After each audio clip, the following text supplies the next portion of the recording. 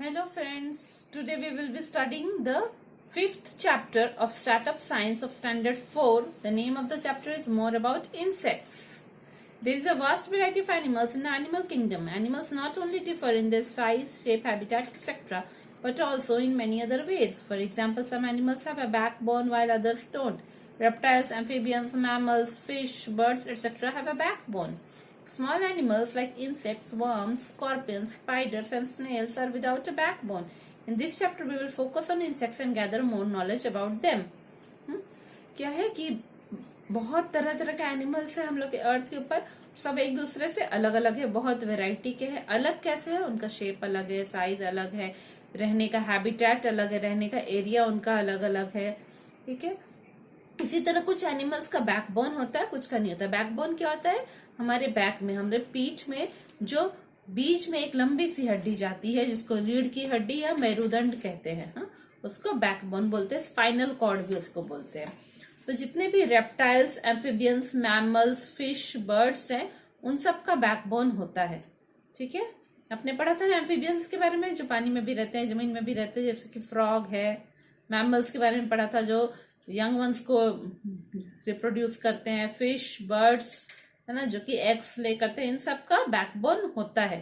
Fish का backbone आपने देखा है ना, जब फिश खाते हैं तो एक लंबी से उसकी हड्डी निकलती है ना, मिडिल की, बैकबोन होता है. पर कुछ कुछ छोटे इंसेक्ट्स जो होते हैं, छोटे कीड़े, जैसे छोटे छोटे रेंगने वाले कीड़े होते हैं, स्कॉर्पियंस जो होते हैं, स्कॉर्पियंस होते हैं, स्पाइडर होते हैं, स्नेल होते हैं. इन सब का बैकबोन नहीं रहता है. स्कॉर्पियन मतलब बिच्छू होता है. हाँ. और स्पाइडर तो आप लोग जानते हैं, ये जो मकड़ा होता है. स्नेल भी जानते हैं, है ना. स्नेल्स जो है, इन सब का बैकबोन नहीं होता है. इस चैप्टर में हम लोग इंसेक्ट्स के बारे में पढ़ेंगे और ज्यादा नॉलेज गेन करेंगे. Insects are very adaptable and found almost everywhere on the earth, air, land, water, and even beneath the soil and on plants and animals. There are several kinds of insects. They differ in size, shape, color, and other features. Insects do not have a skeleton. They have a hard outer covering called exoskeleton. This provides the necessary support as well as flexibility to their body. Insects have 3 pairs of legs. Their body is divided into 3 parts, each of which has a function to carry out. Insects जो है वो बहुत ही adaptable होते हैं. हाँ, हर जगह adopt कर जाते हैं. अर्थ में सब तरफ पाए जाते हैं. हवा में देखे, जमीन में देखे, हाँ, पानी में देखे, या सॉइल, मिट्टी के नीचे भी, या फिर दूसरे प्लांट्स के ऊपर, या फिर दूसरे एनिमल्स के ऊपर. हर जगह इंसेक्ट पाए जाते हैं. और बहुत ही variety, several kinds of insect है. बहुत तरह तरह के इंसेक्ट्स है. उन सबका साइज अलग रहता है, शेप अलग रहता है, कलर अलग रहता है, और अलग अलग फीचर्स रहता है. अब हमने पहले ही पढ़ा कि इंसेक्ट, स्मॉल इंसेक्ट्स का क्या है? बैकबोन नहीं रहता है. जब बैकबोन नहीं रहता, उनका स्पाइनल कॉर्ड अगर नहीं रहता है, उसके बाद क्या बोल रहा है? They do not have a skeleton. Skeleton क्या होता है? हम लोग के बॉडी के भीतर जो बोन्स का एक ढांचा है ना. बोन्स का पूरा एक फ्रेमवर्क है हमारे बॉडी के ऊपर, जिसके ऊपर हमारा मसल, स्किन है. तो वो बोन्स का जो फ्रेमवर्क है उसे स्केलेटन कहते हैं. ये लोग कह रहे हैं कि इंसेक्ट्स का एक स्केलेटन नहीं रहता है ना. इसीलिए अगर चींटी के ऊपर हम लोग चढ़ जाते हैं, क्या चींटी पूरी कुचल जाती है, कुछ उसका बोन्स निकलता है नहीं. तो इंसेक्ट्स का कोई स्केलेटन नहीं होता है. बस उनका बाहर का जो कवरिंग होता है, आउटर कवरिंग जो होता है, वो एक्सोस्केलेटन कहलाता है, जो कि थोड़ा हार्ड होता है. बाहर से थोड़ा उनका स्किन, या जो भी बोलेंगे, बाहर का उनका जो बॉडी का कवरिंग है वो थोड़ा हार्ड है, जिसको कि एक्सोस्केलेटन कहते हैं. वही उसको नेसेसरी सपोर्ट और फ्लेक्सिबिलिटी देता है उनके बॉडी को. जैसे बॉडी उनको सपोर्ट चाहिए आगे बढ़ने के लिए, चलने के लिए, और फ्लेक्सिबिलिटी, थोड़ा ऐसा इलास्टिक टाइप का बॉडी होना चाहिए ताकि इधर उधर घुस सके. वो सब उनको कौन देता है? उनका एक्सोस्केलेटन देता है. Insects have 3 pairs of legs. 3 pair of legs है उनके. मतलब टोटल कितने लेग्स हुए? 6 लेग्स हुए उनके. 6 पैर होते हैं इंसेक्ट्स के. और उनके बॉडी को 3 पार्ट में डिवाइड किया गया है. हर एक पार्ट का अपना अपना फंक्शन है कैरी आउट करने के लिए. ठीक है. हर एक पार्ट का अपना अपना काम है जो वो करते हैं. उनके 6 पैर होते हैं, 3 pairs ऑफ लेग्स होते हैं. उनका हार्ड आउटर कवरिंग होता है जो कि एक्सोस्केलेटन कहलाता है, और उनका अपना स्केलेटन नहीं होता है. The body of an insect. An insect's body consist of 3 parts: head, thorax, chest, and abdomen, stomach. Head. Insects have a pair of antennae, a pair of eyes and mouth parts on their head. They use their antennae to detect odor, smell, vibrations and sounds. They have composite eyes that have thousands of lenses. These help them to detect the motion of things around them. The mouth parts of insects can be of different types depending on their food. Many insects like grasshoppers and beetles have chewing type of mouth parts. Some others like butterflies and moths have sucking type of mouth parts. ठीक है, तो एक insect का body 3 part का रहता है. एक उसका सर रहता है, हेड, एक थोरैक्स रहता है, उसका जो चेस्ट वाला मिडिल एरिया है, और एक एब्डोमेन रहता है. उसके नीचे स्टोमक को हम लोग यहाँ पे इंसेक्ट का एब्डोमेन कहते हैं, उसके पेट को एब्डोमेन कहते हैं. ठीक है, तो इंसेक्ट्स का अगर हेड का बात करें, आपने कभी ग्रासहॉपर देखा है ध्यान से? ग्रासहॉपर के हेड के ऊपर 2 एंटीना के जैसा निकला हुआ रहता है, घुमा घुमा सा. हाँ, तो उनका एक पेयर होता है एंटीना का, मतलब एक पेयर एंटीना का में 2 लंबी लंबी डंडियां होंगी. ठीक है, एक पेयर ऑफ आईज रहता है, मतलब 2 आईज रहता है. And mouth parts on their head, उनके हेड के ऊपर मुंह का पार्ट भी रहता है जिससे वो लोग खाना खा सकेंगे. एंटीने से वो लोग क्या करते हैं, उनका जो एंटीना होता है उससे ओडोर, स्मेल को वो लोग डिटेक्ट करते हैं कि कहीं क्या स्मेल हो रहा है, उसको वो जान पाएंगे. वाइब्रेशन, उसके आसपास अगर कुछ हिल रहा है, घास में कोई और बड़ा कीड़ा आ रहा है, उसके हिलने का कंपन जो होता है, वाइब्रेशन, वो महसूस कर पाएंगे. और कोई दूसरा एनिमल आ रहा है, उसका साउंड वो लोग डिटेक्ट कर पाएंगे कि कोई लोग आ रहे हैं, ह्यूमन बींग्स आ रहे हैं पकड़ने के लिए उनको, तो साउंड को वो लोग डिटेक्ट कर पाते हैं एंटेने के मदद से. उनका आईज जो है बड़ा कॉम्पोजिट आईज है, that have thousands of lenses. ठीक है, उनका इंसेक्ट्स का आईज बड़ा ही अनोखा चीज होता है. ऐसा आईज है जिसमें देखिए सबके आईज के भीतर, हम लोग सबके आईज के भीतर क्या लेंस है एक, हाँ, जो कि राइट जगह में हमारे आईज के भीतर इमेज को फोकस करता है. तो इनका बहुत सारा लेंसेस है इनके आईज का. इसीलिए ये लोग क्या करते हैं ना, अपने थोड़ा पीछे भी देख पाते हैं, साइड में भी देख पाते हैं, सामने भी देख पाते हैं, और इसके आसपास जितने भी कोई भी आ रहा है और कैसा हिलडुल रहा है उसको वो लोग अपने आईज से भी तुरंत डिटेक्ट कर लेते हैं. उनके जैसे एक अगर ग्रासहॉपर घास पे बैठा हुआ, उसके पास वाला घास थोड़ा सा हिल गया या एक पत्ता वहां पे आके गिर गया, वो लोग तुरंत उनका आईज डिटेक्ट करते हैं. उनके आईज में बहुत सारे लेंसेज होते हैं. अच्छा, उनका माउथ पार्ट, खाने वाला जो पार्ट होता है वो भी अलग अलग होता है डिपेंडिंग कि वो कैसा खाना खाते हैं.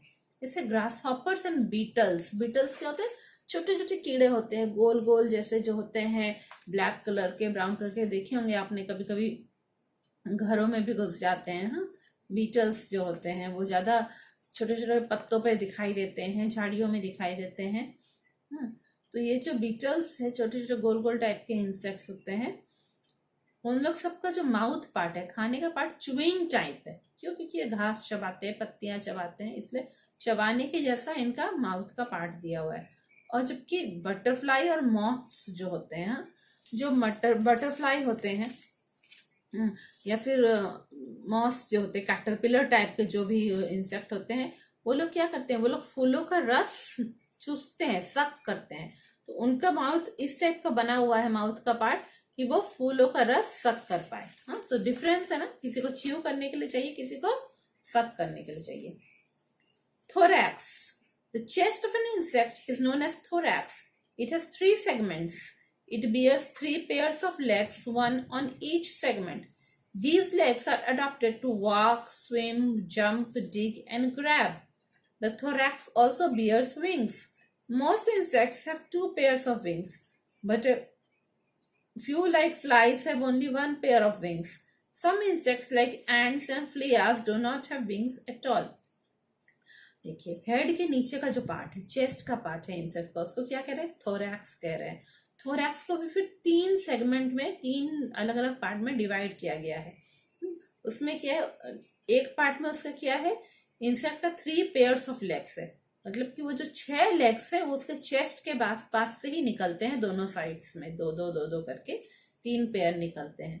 उनका लेग्स क्या काम करता है, उनको वॉक करने में मदद करता है, पानी में स्विम करने में मदद करता है, जंप करने में, मिट्टी को डिग करने में, मिट्टी को खोदने में, और कोई चीज को पकड़ने में, ग्रैब करने में मदद करता है उनका लेग्स.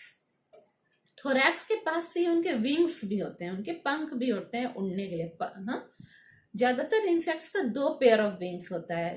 मतलब 4 विंग्स होती है। जैसे बटरफ्लाई में आपने देखा ना, छोटे में जब बटरफ्लाई का ड्राइंग करते थे हम लोग, 4 विंग्स दिखाते थे ना, 2 पेयर विंग्स का। ज्यादातर इंसेक्ट्स का 2 पेयर ऑफ विंग्स होता है, पर कुछ कुछ का 1 पेयर भी हो सकता है। जैसे कि मक्खियां जितनी उड़ती हैं उनका 1 ही पेयर होता है विंग्स का, मतलब 2 ही विंग्स उनके होते हैं। और कुछ कुछ इंसेक्ट है जैसे एंड्स है ना, और फ्लियाज, चींटियां जो है उनके टोटली विंग्स होते ही नहीं है। छोटी चींटियां, बड़ी चींटियां, पर चींटियों में भी एक वैरायटी है जिसके विंग्स होते हैं, है ना। Insects do not have a nose. They breathe through small openings called spiracles in their exoskeleton. Abdomen. The abdomen is the stomach of an insect. It has 11 segments. It contains the heart, respiratory system, excretory system, digestive system, and reproductive system. It may also contain specialized organs like stingers. ठीक है, अब क्या बोल रहा है कि insects का ना अपना कोई नोज नहीं होता है, तो आखिर वो लोग कैसे सांस लेंगे। तो उनका जो आउटर कवरिंग है उसी में छोटे छोटे होल्स रहते हैं, छोटे छोटे साइड साइड में ओपनिंग्स रहते हैं जिसको स्पेरेकल्स कहते हैं, उसी से वो ब्रीथ करते हैं।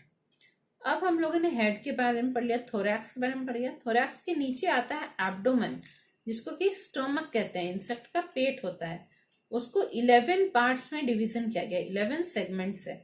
हाँ, वही स्टोमक में ही उनका, देखिए उनके थोरैक्स में उनका हार्ट नहीं था, उनका हार्ट कहाँ है, स्टोमक में। स्टोमक में हार्ट है, रेस्पिरेटरी सिस्टम भी है, हाँ, सांस लेने का जितना ऑर्गन्स है वो सब है।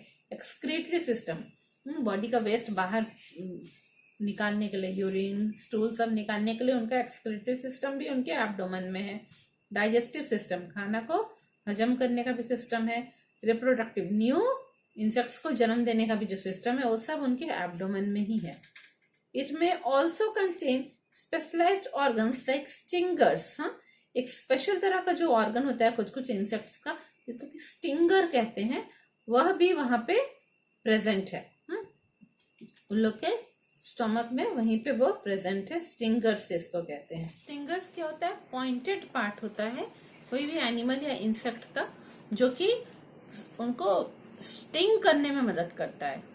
मतलब जैसे मान लीजिए हमें मधुमक्खी ने काटा, तो कैसे काटेगा, उसका जो स्टिंगर्स है उसकी मदद से ही मधुमक्खी काटेंगी, स्टिंगर्स की ही मदद से, है ना। वो उसमें से हमारे दूसरे हम लोगों के स्किन में वो स्टिंग कर देंगी। वो जो पॉइंटेड पार्ट एक नीडल जैसा उनके बॉडी में निकला रहेगा उनके एब्डोमेन के पास, हमारे स्किन में वो चुभो देंगी और जो भी पॉइजनस टाइप का सब्सटेंस है वो हमारे स्किन में जाएगा। Social insects. Some insects are social in their behavior and do not live alone. For example, ants, bees, termites, etc. live together in well-organized colonies. The purpose of living together in colonies is to get protection from enemies and share food and work. The colony of insects is divided into castes or classes. Each caste has a responsibility. For example, one caste is responsible for building and repairing the home, while the other is responsible for feeding and taking care of the young. Most colonies are headed by an adult female, the queen. Social insects, सामाजिक कीड़े, है ना, मतलब जो हमारे society में हम लोग के साथ फिट हो रहे हैं, ऐसे इंसेक्ट्स भी हैं। इंसेक्ट्स, कुछ कुछ इंसेक्ट्स जो सोशल होते हैं अपने बिहेवियर में। सोशल का मतलब है वो एक ग्रुप में रहते हैं, अपना एक कॉलोनी बनाते हैं, कॉलोनी में उनके घर रहेंगे, सारे इंसेक्ट्स एक साथ आसपास साथ साथ में रहेंगे। हाँ, उन लोग सोशल होते हैं बिहेवियर में, मतलब वो एक ग्रुप में रहते हैं, अकेले अकेले नहीं रहते हैं। जैसे कि चींटियां जितनी थी, एंड्स, बीज मधुमक्खियां, टर्माइट्स दीमक, ये सब एक साथ रहते हैं, वेल ऑर्गेनाइज्ड कॉलोनीज। वो लोग इतने अच्छे से अपना घर बनाते हैं, घर में सबके लिए अलग अलग रूम होगा इस तरीके का। मधुमक्खी का छत्ता आपने देखा है ना, कितने मेहनत से बनाते हैं उनका मधुमक्खी का छत्ता।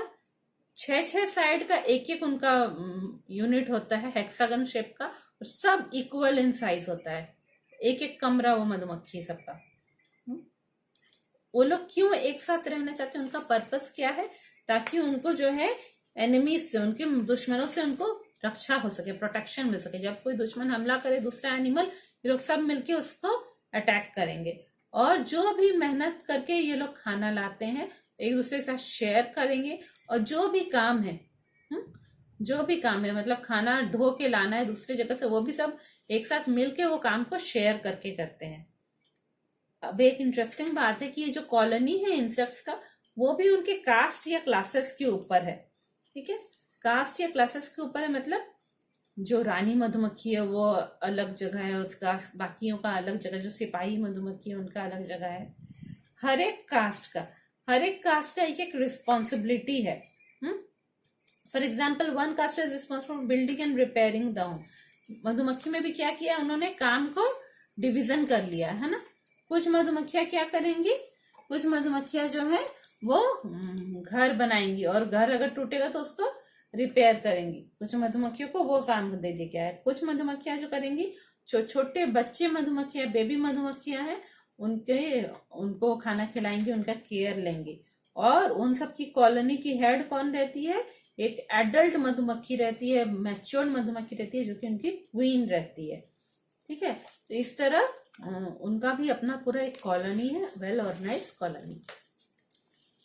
Life cycle of a butterfly, the series of changes through which an organism passes during its life is called its life cycle. A butterfly has 4 stages in its life cycle. An adult butterfly lays eggs, the eggs hatch and the larvae come out. They are known as caterpillars. They eat leaves and grow in size.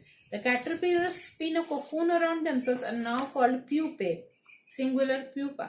After some time, butterflies come out of the pupae, they grow and become adults.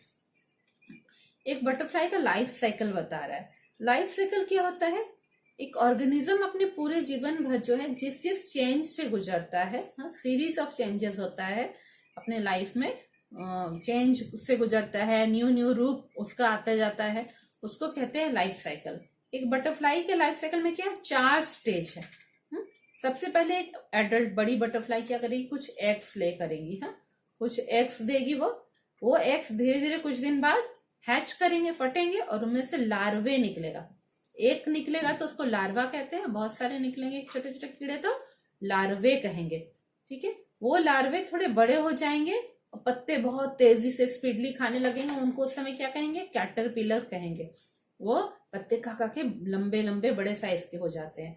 जब वो बड़े size के हो जाएंगे उसके बाद वो लोग क्या करते हैं, उनके मुंह से जो सलाइवा निकलता है उसकी मदद से अपने चारों तरफ ना एक घर जैसा बनाते हैं, अपनी ही बॉडी के चारों तरफ वो उससे स्पिन करते हैं। जैसे हम लोग ऊन और कांटा लेके स्वेटर बुनते हैं, उसी टाइप से वो लोग अपने मुंह की मदद से एक तरह का अपने बॉडी के बाहर एक बाउंड्री बना देते हैं, है ना। स्पिन करते गोल गोल गोल करके पूरा एक हार्ड चीज बना देते हैं, जिसको कोकून कहते हैं।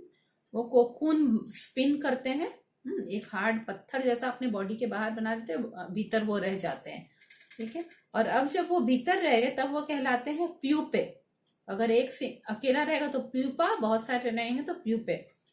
कुछ समय बाद वो प्यूपे में से वो कोकून तोड़ के वो बाहर आते हैं प्यूपे में, और प्यूपे क्या बन जाते हैं, बटरफ्लाई बन जाते हैं। वो बटरफ्लाई थोड़े और साइज में बढ़ के एडल्ट बटरफ्लाई बन जाते हैं। इस तरह 4 स्टेज है, एग्स, कैटरपिलर, प्यूपा और adult butterfly.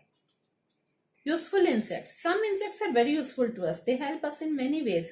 We all know that we get honey from bees. We also get beeswax from their hide. A variety of products like candles, soaps, skin products, crayon, etc. are made from beeswax. We get silk from silkworms.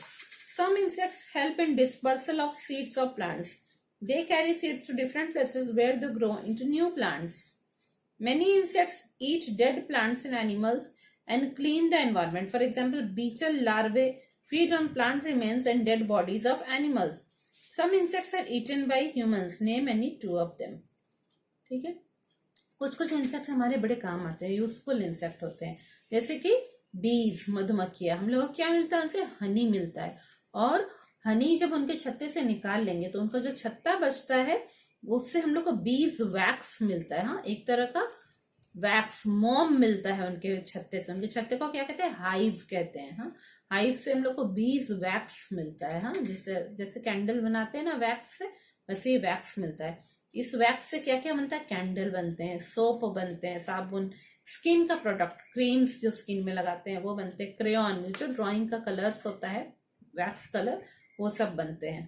ठीक है, इसी तरह हम लोग को silk worm जो होता है, सिल्क वाले कीड़े होते हैं, उनसे सिल्क मिलता है ना। सिल्क वाले कीड़े भी ऐसे करते हैं, एक कोकून अपने बॉडी के बाहर बना देते हैं, और जब हम लोग उस कोकून को पानी में बॉयल करते हैं तो वो कोकून धीरे धीरे खुलने लगता है और उससे लंबे लंबे फाइबर्स, लंबे लंबे रेशे पतले पतले निकलने लगते हैं।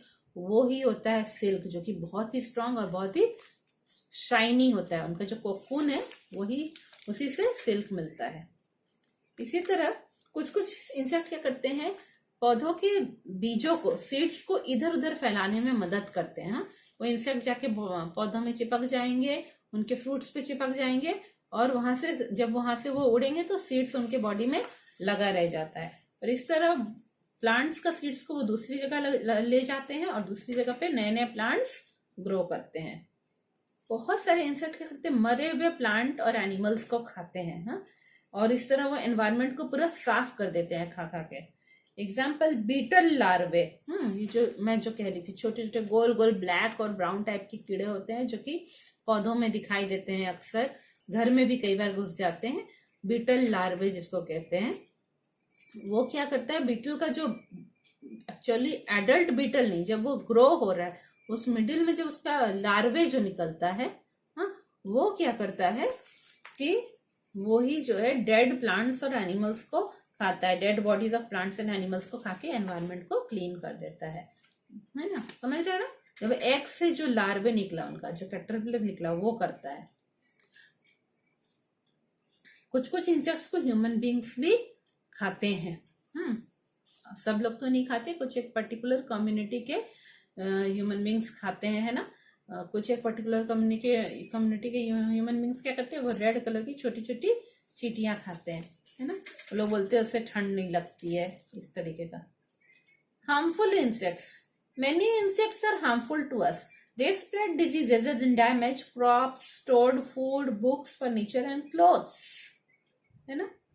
कुछ कुछ इंसेक्ट्स जो है वो बहुत डैमेज करते हैं, और हम लोग जितनी भी फसलें उगी हुई हैं खेतों में उसको खा जाते हैं। जो टिड्डी कहते हैं ना, लोकस्ट्स होते हैं वो, हाँ, लोकस्ट्स उनको इंग्लिश में कहा जाता है, ऐसे टिड्डी कहा जाता है। वो उड़ उड़ के आते हैं और बहुत सारे करोड़ों करोड़ों बैठ जाते हैं खेतों के ऊपर, और सारी फसल को 10 मिनट में खा के खत्म कर देते हैं। इसी तरह अगर हमने कहीं खाना रखा हुआ है और अच्छे से उसको प्रॉपरली नहीं रखा है तो उस पर भी इंसेक्ट्स लग के उसे खा के खत्म कर देते हैं, कीड़े लग के। इस तरह बुक्स में भी इंसेक्ट्स लग जाते हैं, फर्नीचर में, लकड़ी के फर्नीचर में भी लग जाते हैं, कपड़ों में भी लग जाते हैं इंसेक्ट्स, है ना। और ये जो कपड़ों में लगते हैं वो क्या कहलाते हैं, सिल्वर फिश कहलाते हैं, एक थोड़े सिल्वर टाइप के कलर के चिमकने वाले होते हैं। इसी तरह बुक्स में भी लगते हैं। We can get rid of the harmful insects in different ways. We can use chemicals to destroy pests. These are called insecticides and pesticides. We can also use some natural methods. For example, we can keep dried neem leaves in clothes or apply neem or kerosene oil on wooden furniture, etc. हम लोग क्या कर सकते हैं, ये जो harmful insects है उनसे पीछा छुड़ा सकते हैं। कैसे? हम लोग केमिकल यूज कर सकते हैं ताकि ये जो पेस्ट्स, ये जो इंसेक्ट हैं जो कि खेतों में लग जाते हैं, फसलों में लग जाते हैं, उनसे पीछे छोड़ा सकते हैं। वो एक तरह का केमिकल होता है, पानी में मिला के उसको स्प्रे कर दिया जाता है खेतों के ऊपर, तो ऐसे इंसेक्ट्स मर जाते हैं। ऐसे केमिकल्स को क्या कहते हैं, इंसेक्टिसाइड और पेस्टिसाइड्स। इंसेक्टिसाइड्स जो छोटे छोटे कीड़ों को मारता है, और पेस्टिसाइड्स वो जो स्पेशली उन कीड़ों को मारता है जो कि फसलों में लगते हैं, है ना, चावल में, व्हीट में, राइस में, सब में जो लगते हैं उनको वो मारता है। और पेस्टिसाइड्स ये भी होता है कि जो छोटे छोटे जो चूहे अगर खेतों में घुस रहे हैं उनको भी मारता है। We can also use some natural methods. हम लोग प्राकृतिक तरीके से भी इंसेक्ट्स को भगा सकते हैं, कोई जरूरी नहीं केमिकल यूज करें। हम लोग नीम पत्ते, सूखे हुए नीम पत्तों को कपड़ों में रखेंगे, या अपने जितने भी वुडन फर्नीचर उसके ऊपर नीम ऑयल या केरोसिन ऑयल लगा देंगे, हमारे वुडन फर्नीचर के ऊपर कीड़े आके अटैक नहीं करेंगे। ठीक है, तो हमने ये चैप्टर पूरा पढ़ लिया। आप लोग को पसंद आया होगा ये चैप्टर, बहुत छोटा और अच्छा चैप्टर है।